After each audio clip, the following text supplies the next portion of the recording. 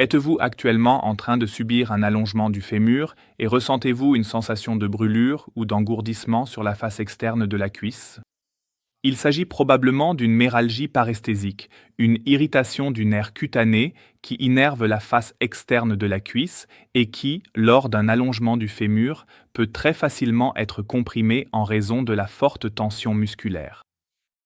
Un nerf cutané, le nerf cutané fémoral latéral, est responsable de la sensibilité de la face externe de la cuisse et peut, en cas d'irritation, provoquer ces symptômes.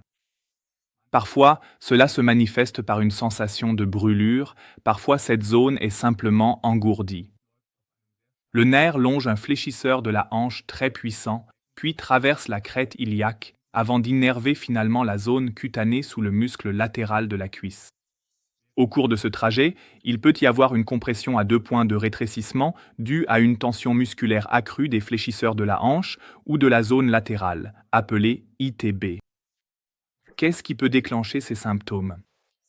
Dans le cadre d'un allongement du fémur, il se produit une augmentation de la tension musculaire qui comprime le nerf et le presse contre le ligament inguinal ou la crête iliaque. Ce phénomène apparaît généralement lors d'un allongement du fémur, uniquement du côté où la tension de l'ITB ou des muscles fléchisseurs de la hanche est particulièrement élevée. Il est rare qu'elle apparaisse des deux côtés en même temps. Que faire en cas d'apparition des symptômes? Puisque les symptômes sont causés par une tension musculaire accrue, la meilleure façon de les soulager est de réduire cette tension. Concentrez vos exercices d'étirement sur l'ITB, la zone latérale et les fléchisseurs de la hanche. Les anti-inflammatoires non stéroïdiens sont souvent également efficaces.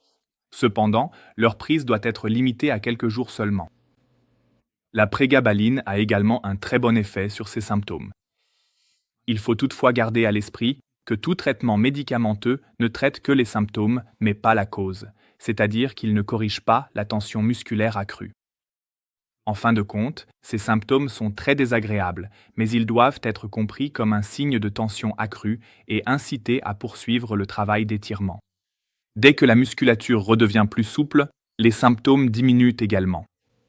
Cependant, il convient d'éviter d'exposer le nerf à une compression permanente et très forte, car sinon la régénération du nerf peut prendre beaucoup de temps, même après l'allongement.